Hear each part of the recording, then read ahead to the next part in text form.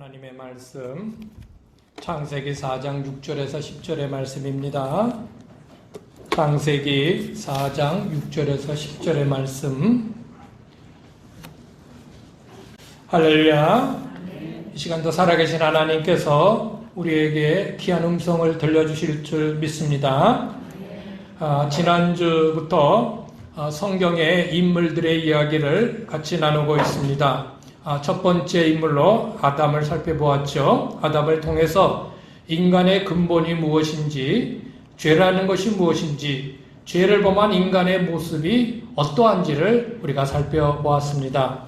오늘은 인간의 죄가 실제적으로 어떻게 나타나는가, 아담 이후에 죄를 범한 인간의 모습은 어떠한가를 같이 보려고 합니다.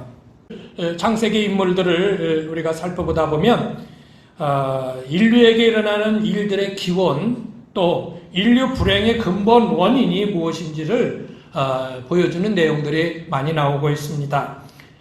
그 핵심은 죄예요. 아담은 그의 두 자녀를 낳게 되는데 그들이 가인과 아벨입니다. 주목할 것은 아담 이후에 일어나는 일들의 첫 사건으로 가인의 살인을 다루고 있다는 것입니다. 가인의 살인사건. 왜 좋은 이야기도 많이 있을 텐데 하필 살인의 이야기일까? 왜 살인의 이야기일까? 이것은 결국 하나님과 멀어진 인간에게 나타날 수 있는 모습이라는 것은 죄의 모습밖에는 없다는 것을 상징하는 것입니다. 하나님을 떠난 인간은 그의 본성의 타락을 가져왔고요. 이런 죄의 모습은 타락한 본성으로 인해서 맺어지는 열매에 불과한 것입니다. 씨를 뿌려놓으면 당연히 싹이 나고 때가 되면 열매가 맺혀지게 되었습니다. 씨를 뿌리는 그 밭은 바로 우리의 심령인 것입니다. 콩이 나든지 팥이 나든지 수수가 나든지 종류만 다를 뿐이지 뿌려지는 씨는 열매가 있는 것은 당연한 것입니다. 타락한 본성을 가진 인간에게 있어서 정도의 차이는 있을지 모르지만 결국은 죄로 나타날 수밖에 없는 것이다 하는 것입니다. 그러므로 하나님을 떠난 인간의 모든 삶의 행위들은 죄일 수밖에 없습니다. 그게 결론입니다. 의인은 없나니 하나도 없다고 바울은 인간의 본질의 모습을 우리에게 그렇게 말하고 있습니다. 더 나아가서 이에 대한 결과를 다음과 같이 말하고 있는데요. 로마서 3장 23절 시작. 모든 사람이 죄를 범하였으며 하나님의 영광에 이르지 못하더니. 모든 사람입니다. 인류의 모든 인간들은 다 죄를 범했다는 것입니다. 어느 한 사람 깨끗한 사람이 없고 모두 다 죄인이었기에 하나님의 영광에 이르지 못했다는 거예요. 계속해서 바울은 그러면 이 문제를 어떻게 해결할 것인가를 제시해주고 있는데 24절에 이렇게 말씀합니다. 시작. 그리스도 예수 안에 있는 구속으로 말미암아 하나님의 은혜로 값없이 의롭다 하심을 얻은 자 되었느니라. 모두가 죄를 져서 하나님의 영광에 이르지 못하였지만 예수님 안에서 구속으로 말미암아 하나님의 은혜로 값없이 의롭다 하심을 우리가 얻게 되었다. 예수로 말미암아 의로운 사람이 되었다, 이 말씀을 하고 있는 것입니다. 자, 오늘 가인의 모습을 통해서 인간에게 나타내는 죄의 모습은 어떠한지, 무엇인지 우리 같이 한번 살펴보고자 합니다. 우리 첫 번째 한번 읽어보실까요? 시작. 죄는 관계를 파괴시킨다. 관계를 파괴시킨다. 관계. 그 관계의 파괴는 먼저 하나님과의 관계에서 나타나게 됩니다. 죄를 알게 된 인간은 하나님을 피합니다. 하나님을 멀리합니다. 그의 음성 듣기를 싫어합니다. 이게 죄의 습성입니다. 그리고 열심히 하나님을 대체할 수 있는 세상의 신들을 찾습니다. 그래서 많은 사람들은 그 앞에 엎드립니다. 그리고 비나이다 복을 빌어댑니다. 여러분, 이거 참 얼마나 달콤하고 매력적인 것입니까? 그저 엎드려 빌기만 하면 복을 준다는데 비나이다 비나이다 그 앞에 엎드리기만 하면 복을 준다는데 얼마나 달콤한 유혹입니까? 마귀들이 이렇게 사람들을 유혹합니다. 이 마귀의 수법입니다. 그러나 이런 인간은 그럴수록 하나님과 더 멀어질 뿐입니다. 이 관계 파괴는요, 인간과 자연과의 관계에서도 나타나게 됩니다. 하나님은 인간에게 자연 만물의 것들을 잘 다스리라고 위임해 주셨습니다. 잘 다스려라. 이 다스린다는 말은 하나님이 만들어 주신 자연을 잘 관리해 나가라 이 뜻인 것입니다. 잘 관리해라. 잘 관리해라. 이게 다스린다는 거예요. 다스린다는 게 권세로 압제를 게 다스리는 게 아니에요. 잘 되게 만드는 게 다스리는 거예요. 그러나 요즘의 권력자들은 착각하고 있어요. 자기의 권력으로 누르고 압제하고 다스린다고 하는 권력을 생각하는 거예요. 그게 아니에요. 내가 다스리는 이들을 잘 되게 만드는 게 그게 진정한 다스림이에요. 그게 정치예요. 그런데 인간은 자연을 잘 다스리지 못합니다. 그 결과 오늘과 같은 자연적 죄들이 발생하게 되는 것입니다. 지난 9월 8일 놀라운 일이 하나 미국에서 벌어졌는데, 미국 콜로라도의 덴버의 시에 그냥 계속해서 너무 무더위가 오는 거예요. 영상 38도. 얼마나 더워요. 폭염이에요. 그렇게 영상 38도까지 올라갔던 그런 날이었는데 갑자기 그 다음 날에는 영하 2도로 떨어지는 거예요. 그래서 눈이 떨어지는 거예요. 어저께만 해도 더워가지고 반팔 입고 다니던 사람이 오늘은 영하 2도로 눈이 떨어져가지고 두꺼운 패딩을 입고 털모자를 쓰고 다니더라는 거예요. 예. 지구온난화 때문이라는 것이 모든 과학자들의 공통적인 분석이죠. 결국 이런 지구의 온난화가 발생하게 된 것은, 기상이변이 일어나게 된 것은 인간이 초래한 거예요. 인간이 자연을 잘 관리하지 못했기 때문에 일어난 일들이에요. 자연과 인간과의 관계가 파괴돼 버리는 거예요. 사람과의 관계에서 서로 미워하고 질시하고 손해를 끼치고 죽고 죽이는 결과들이 나타나게 되는 것입니다. 여러분, 가인이 아벨을 죽이는데 아벨이 누굽니까? 그의 친동생이에요. 자기의 친동생을 죽였어요. 사람과의 관계가 파괴된, 죄로 인해서 파괴된 인간들은 상대가 누군지 가리지 않습니다. 자신의 유익을 위해서는 죽입니다. 해칩니다. 해를 가합니다. 이런 관계의 파괴에 대해 성경은 어떤 해답을 주고 있습니까? 우리 한번 같이 읽어보실까요?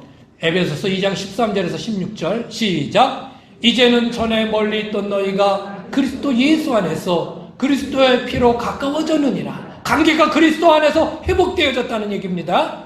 그는 시작. 그는 우리의 화평이신지라 둘로 하나를 만드사 원수된 곳을 그 중간에 막힌 담을 자기 육체로 허시고 막혔던 관계를 허르셨다. 계속해서요. 또 십자가로 이 둘을 한 몸으로 하나님과 화목하게 하려 하심이라. 할렐루야. 여러분, 가인의 살인은 관계성의 파괴라는 죄의 결과입니다. 반대로 우리가 예수를 믿는다는 것은 관계가 회복된다는 것을 의미하는 것이고, 이 관계가 더욱 회복해져야 할 책임이 우리에게 있다는 것을 말씀해 주는 것입니다. 우리가 예수를 믿으면서도 하나님과의 관계가 막혀있으면 안 됩니다. 예수 믿는 우리들은 자연을 잘 관리해야 될 책임이 있습니다. 이런 책임을 다해야 될 것이 그리스도인의 사명인 것입니다. 그래서 죄는 관계를 파괴시켰다. 그러나 예수 그리스도는 다시금 이 관계를 회복시켜 주셨다. 더 회복시켜 나가야 될 책임이 우리에게 있다. 할렐루야. 자, 두 번째는 읽어보실까요? 시작. 죄는 항상 나를 노리고 있다 하는 것입니다. 죄는 항상 나를 노려보고 있다. 노리고 있다. 가인은 농사를 짓는 자였습니다. 동생 아벨은 양을 치는 자였고요. 그들은 자기의 생산물로 하나님 앞에 제물을 드리며 제사를 드립니다. 여러분, 제사를 드린다는 것은요, 신을 섬기는 행위인 것입니다. 신학적인 용어로는 예배라고 하는 거예요. 구약에는 제사라고 했지만 신약에는 예배예요. 그러므로 어떤 것을 대상으로 제사를 드리는 행위는요, 섬기는 행위예요. 뭐 그것이 뜻을 기린다, 하나의 예식이다, 다 핑계입니다. 결국 제사는 그들의 신을 섬기는 행위예요. 그런데 하나님은요, 동생 아벨의 제물은 받으시고 형 가인이 드린 제물은 받지 않으시는 거예요. 가인은 화가 났습니다. 하나님께 분을 냈습니다. 그렇게 분을 내는 가인을 향하여 하나님은 이렇게 말씀하십니다. 6절과 7절 시작. 여호와께서 가인에게 이르시되 내가 분하여함은 어찌 됨이냐, 안색이 변함은 어찌 됨이냐, 내가 선을 행하면 어찌 낯을 들지 못하겠느냐, 선을 행하지 아니하면 죄가 문에 엎드려 있느니라. 죄가 너를 원하나 너는 죄를 다스릴지니라. 하나님이 이렇게 말씀하시는 거예요. 네가 잘못한 것이 없다면 왜 얼굴색이 변하냐, 왜 분을 내느냐, 그렇게 말씀하시는 거예요. 그러시면서 아주 중요한 말씀을 하시는데, 죄가 문에 엎드려서 너를 원하고 있다. 여기서 문은요, 내 마음이고요, 내 자신의 몸을 의미하는 것이고요, 죄가 내게 들어올 수도 있고 나갈 수 있다는 측면에서 바로 문이라고 표현된 것입니다. 죄가 내 안에 들어오려고 지금 문 앞에서 나를 노리고 있다는 것입니다. 사택에 고양이가 2마리가 있어요. 한 놈은 이제 들고양이인데 어떻게 들어와가지고 집고양이가 돼버린 게 하나 있고요. 지난주날 약을 먹었는지 비실비실 죽으려고 그러다가 또 다시 살아났어요. 한 마리는 이렇게 들고양이가 집고양이가 됐고요. 한 마리는 원래 여기서부터 길렀던 고양이라 이 집에서도 살았었어요, 이놈이. 그래서요, 문 앞에 있다가 내가 물만 열면 어떻게든지 틈을 노려서 집어나 들어오려고 그래요. 언제 들어왔는지도 모르게 어느 날 보면은 애들 방에서 슬그머니 나오는 경우도 있어요. 예. 우리 딸의 언제는 침대 위에 올라가 가지고 있어요. 몰랐는데, 그래요. 기회만 있으면 들어와야 돼, 기회만 있으면. 노리고 있는 거예요. 호시탄탄 들어오려고 노려요. 죄가 그래요. 바로 내 앞에서, 문 앞에서 들어오려고 나를 그렇게 노리고 있단 말이에요. 아니, 어쩌면 죄의 습성이 내 안에 항상 자리 잡고 있어서 어떤 상황이 되면 그 죄의 습성이 발동하게 만드는지도 모릅니다. 그런데 하나님은 그렇게 죄가 항상 너를 노리고 있지만 너는 그 죄를 다스리라고 말씀하시는 것입니다. 죄가 내 안에 문을 열고 들어오지 못하도록 그 죄를 막으라는 것입니다. 그래서 이렇게 말씀하고 있잖아요. 죄가 너를 원하나 너는 죄를 다스릴지니라. 아멘. 우리가 어떻게 죄를 다스릴 수 있어요? 죄에 대해서 우리는 연약하죠. 그러나 나의 결단력 있는 의지가 있어야 합니다. 죄를 멀리하겠다고 하는, 죄를 내 안에서 멀리하겠다고 하는 그 결단력 있는 의지가 필요합니다. 근데 그것만으로 약해요. 우리에게 주신 하나님의 영, 성령의 도우심이 있어야 돼요. 그렇지 않으면요, 번번이 실패해요. 번번이 죄에 넘어져요. 갈라디아서 5장 16절 17절 시작. 내가 이르노니 너희는 성령을 쫓아 행하라. 그러면 육체의 욕심을 이루지 아니하리라. 여러분, 성령의 도우심을 받으십시오. 내 의지는, 내 몸에서 난 내 힘의 노력은 너무나 약해요. 한계가 있어요. 여지없이 유혹받고, 여지없이 죄에 넘어지고, 여지없이 죄가 내 안에 흘러도록 허락하게 내버려두고 그렇습니다. 내 연약한 그 의지를 성령께서 붙들어 주시면 우리는 넉넉히 이겨나갈 수 있을 줄 믿습니다. 할렐루야. 여러분, 죄는 멀리 있지 않습니다. 아주 내게 가까이 있습니다. 어쩌면 늘 친근한 친구처럼 우리에게 그렇게 다가옵니다. 그 죄가 여러분을 다스리지 못하도록 여러분이 그 죄를 다스리십시오. 이겨내십시오. 죄를 친구로 삼지 말고 의로움을 친구로 삼으십시오. 마지막 세 번째는요. 자, 읽어보십니다. 자, 시작. 죄는 모든 문제의 근원을 다른 사람에게서 찾게 한다는 것입니다.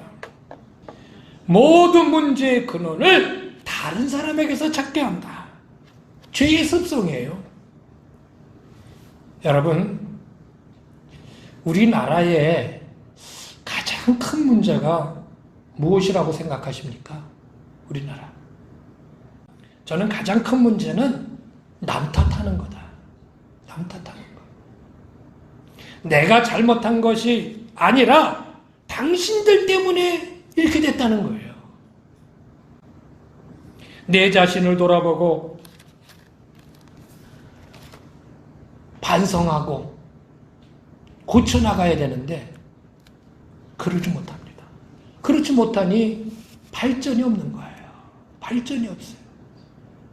우리나라에서 산업도 발전했고 모든 사회도 발전했는데 가장 발전하지 않은 게 뭔지 아십니까? 정치예요. 30년 전이나 20년 전이나 10년 전이나 지금이나 똑같아요. 하나도 안 변했어요. 그 이유는 서로 인정해주지 못하고 서로 자기 자신을 돌아보지 못하고 무조건 다른 당의 잘못이라는 거예요. 너희들의 잘못이라는 거예요. 대통령은 국민이 잘못했다고 그러고 국민은 대통령이 잘못했다고 그러고 여당은 야당이 잘못했다고 그러고 야당은 여당이 잘못했다고 그러고 이러니 어떻게 화합이 이루어질 수 있습니까? 누구 한 명도 내가 잘못이라고 얘기하잖아요. 그러니 어떻게 정치가 발전할 수 있습니까?